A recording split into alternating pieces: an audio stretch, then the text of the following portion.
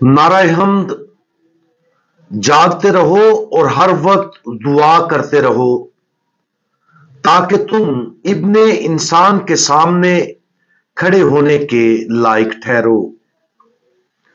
आज हम मुकद्दस लूका की अंजील उसका 21वां बाब और उसकी आयात 5 ता 7 पर ध्यान ज्ञान करेंगे।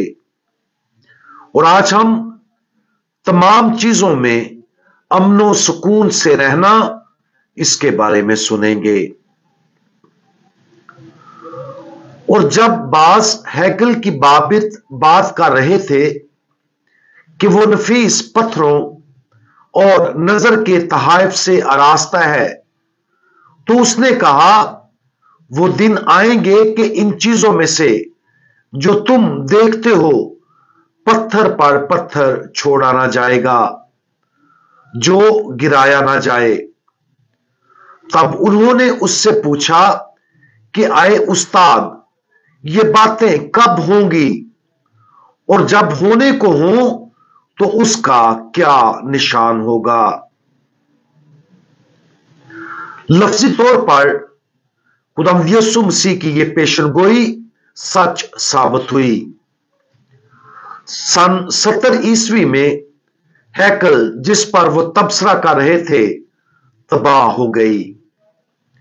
इस पेशनगोई के बाद खुदावंद यीशु फिर शागिर्दों को खबरदार करने के लिए आगे बढ़ता है कि बहुत सी आजमाइशें और उलझने आएंगी, झूठे नबी आएंगे, कौम पर कौम और बादशाही पर बादशाही चढ़ाई करेगी, और बड़े बड़े जलजले आएंगे और जाबजा वबाएं और काल पड़ेंगे और दहशतनाक बातें और आसमान से अजीम निशान जाहिर होंगे।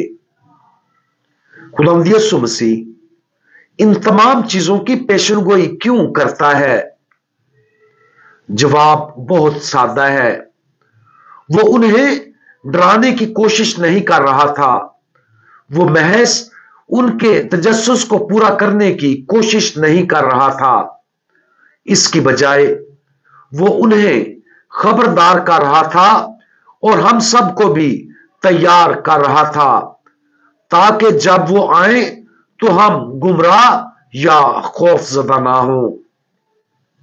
वो कहता है, खबरदार कोई तुम्हें गुमराह ना कर दे और घबरा ना जाना। जैसा कि पुरानी कहावत है, जिंदगी चेरी का प्याला नहीं है।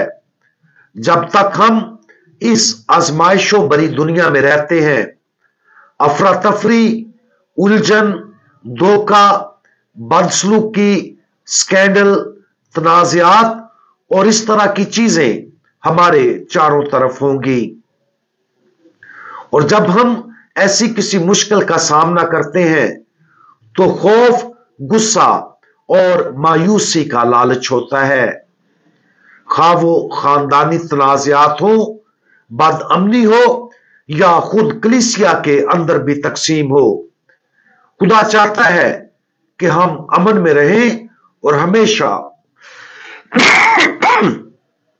उस पर भरोसा करें। खुदावंद यीशु मसीह की अपनी जिंदगी को एक मिसाल के तौर पर लें।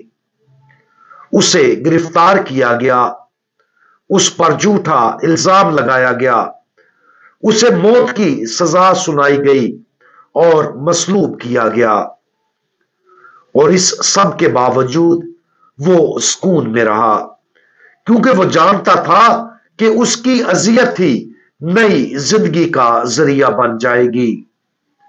जो खुदा से मोहब्बत करते और उसकी खिदमत करते हैं, वो हर चीज को उनकी भलाई के लिए इस्तेमाल कर सकता है। आज इस नाकाबिले तरदीद हकीकत पर गौर करें कि हमारी जिंदगी मुश्किलात का शिकार होगी। कभी वो मुश्किल हमारे गुनाह के नतीजे में खुद मुसल्लत होती है और कभी किसी दूसरे के गुनाह की वजह से नाहक मुसल्लत होती है। सच कहा जाए तो हमें सिर्फ अपने गुनाह के बारे में फिक्रमंद होना चाहिए। अगर दूसरे चैलेंजेस हमारे सामने आते हैं जो हमारे काबू से बाहर हैं, तो उन चैलेंजों को इत्माद के मौका के तौर पर इस्तेमाल करें। हर मुसीबत, हर इज़ा, हर सानहा, हर जद्दोजहद, सब कुछ खुदा के सुपुर्द कर दे।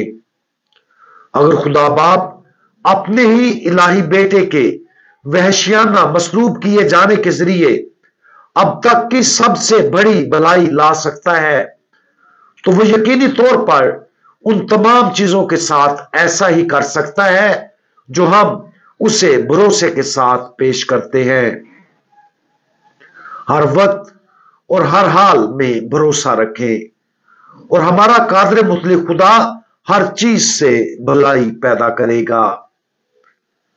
हम दुआ मांगे। हमारे सबसे ताकतवर खुदावंद, आपने हमें बहुत सी मुश्किलात से खबरदार किया जो आपकी जलाली वापसी से पहले हमारे रास्ते में आएंगी। आपने हमें तैयार करने और आजमाइश के उन लम्हात में हमें मजबूत करने के लिए ऐसा किया। बराए करम हमें वो फजल अता करें जिसकी हमें हमेशा आप पर भरोसा करने की जरूरत है, और हम अपनी हर सलीब को आपके सुपुर्द करते हैं।